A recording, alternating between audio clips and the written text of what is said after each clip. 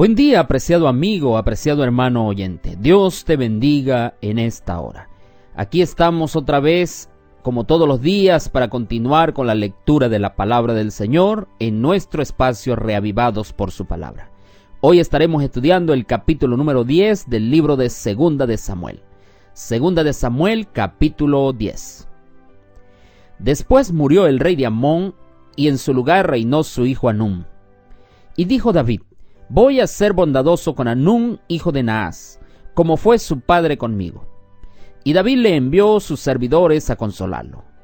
Pero cuando los siervos de David llegaron a la tierra de los amonitas, los principales de Amón dijeron a su señor Hanún: ¿te parece que por honrar a tu padre, David te ha enviado consoladores? ¿No ha enviado sus siervos para reconocer e inspeccionar la ciudad y destruirla? Entonces Hanún tomó los siervos de David, les rapó la mitad de la barba, les cortó los vestidos por la mitad hasta las nalgas y los despachó. Cuando David los supo, envió a encontrarlos, porque ellos estaban en extremo avergonzados. Y el rey mandó que les dijeran: quedaos en Jericó hasta que os vuelva a nacer la barba, y entonces volved. Al ver los amonitas que se habían hecho odiosos a David, enviaron mensajeros y tomaron a sueldo a los sirios de Rehob y a los sirios de Soba, 20,000 hombres de a pie, y del rey de Maaca 1,000 hombres, y de Istop 12,000 hombres. Cuando David lo supo, envió a Joab con todo el ejército de los valientes. Salieron los amonitas y se pusieron en orden de batalla a la puerta. Pero los sirios de Soba y de Rehob, de Istop y de Maaca estaban aparte en el campo. Cuando Joab vio que había escuadrones delante y detrás de él, entresacó de todos los selectos de Israel y se puso en orden contra los sirios. Entregó el resto del ejército en mano de su hermano Abisai y lo puso en orden contra los amonitas. Y le dijo: si los sirios pudieran más que yo, tú me ayudarás, y si los amonitas pudieran más que tú, yo te ayudaré. Esfuérzate y esforcémonos por nuestro pueblo y por las ciudades de nuestro Dios, y haga el Señor lo que bien le parezca. Joab y los suyos se acercaron a pelear con los sirios, pero ellos huyeron ante él. Entonces los amonitas, al ver que los sirios habían huido, huyeron ellos también ante Abisai y entraron en la ciudad. Y Joab dejó de luchar contra los amonitas y se volvió a Jerusalén. Al verse derrotados por Israel, los sirios volvieron a juntarse. Hadad-Ezer llamó a los sirios que estaban del otro lado del Éufrates, y vinieron a Elam, llevando por jefe a Sobac, general del ejército de Hadad-Ezer. Cuando avisaron a David, juntó a todo Israel, pasó el Jordán y fue a Elam. Y los sirios se pusieron en orden contra David y pelearon con él. Pero los sirios huyeron ante Israel, y David mató a la gente de 700 carros sirios y 40,000 jinetes. Hirió también a Sobac, general del ejército, quien murió ahí mismo. Cuando los reyes que asistían a Hadad-Ezer vieron que ellos habían sido derrotados por Israel, hicieron paz con Israel y le sirvieron. De allí en adelante los sirios temieron socorrer a los amonitas. Sin duda, apreciado amigo y apreciada amiga oyente, que David había enviado sus emisarios a Amón con intenciones amistosas. Pero esto los juzgaron mal. Naas nunca fue un verdadero amigo de David. Tan solo fue bondadoso con él porque también era enemigo de Saúl. No podían entender ahora el espíritu de bondad que movía a David a enviarles presentes. Así que ellos interpretaron mal todas estas buenas intenciones y entonces desfiguraron todos aquellos buenos motivos que David había enviado. ¿Qué hizo Hanún entonces? Dice que les rapó la barba y les cortó los vestidos hasta las nalgas. Era un insulto que no podía ser tomado con liviandad por el pueblo de Israel. Debía respetarse a los embajadores de Dios, pero estos hombres no lo hicieron.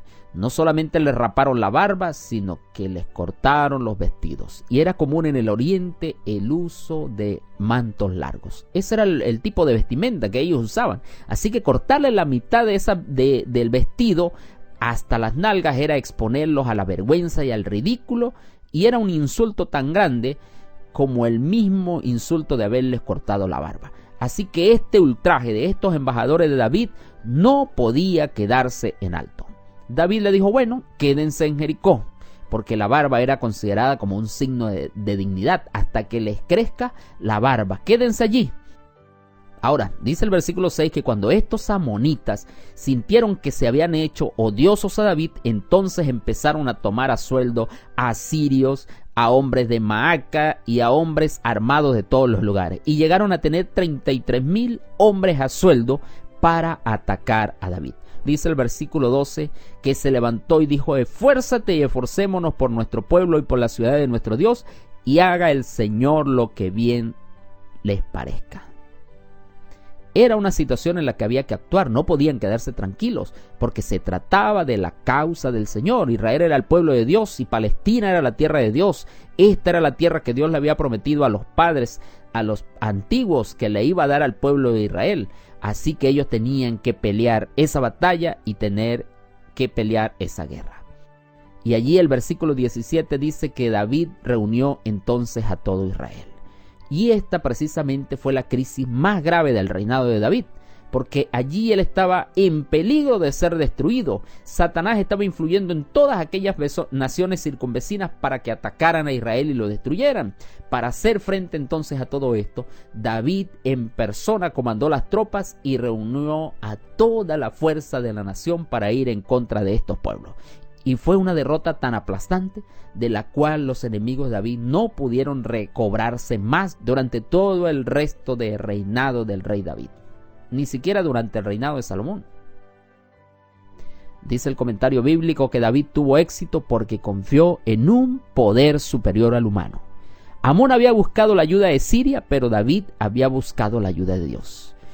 Y a veces el pueblo de Dios quizá piense que debe depender de poderes e influencias mundanales a fin de cumplir con éxito sus tareas, pero con frecuencia desbarata sus mismos propósitos mediante impías alianzas con el mundo.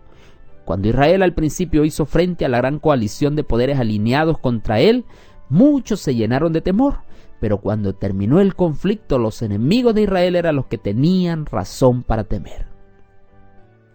Los sirios descubrieron que al esforzarse para ayudar a Amón contra Israel, estaban empeñados en una lucha sin esperanza porque estaban batallando contra Dios. Y aquí hay una gran lección, apreciado amigo y apreciado hermano, y es que ninguna arma dirigida contra Dios o contra su pueblo puede prosperar. Puede haber periodos de pruebas, pueden haber dificultades, luchas, pueden haber situaciones difíciles, pero la causa de Dios siempre va a salir victoriosa. Los sirios tuvieron temor. Ese día Dios destruyó a este ejército poderoso. Y bueno, allí dice que David mató a la gente de 700 carros y 40,000 jinetes. Que Dios te bendiga, apreciado amigo. Que Dios te bendiga, apreciada hermana. Te habla de una vez más el pastor Moisés Prieto, pero la palabra es la palabra de Dios.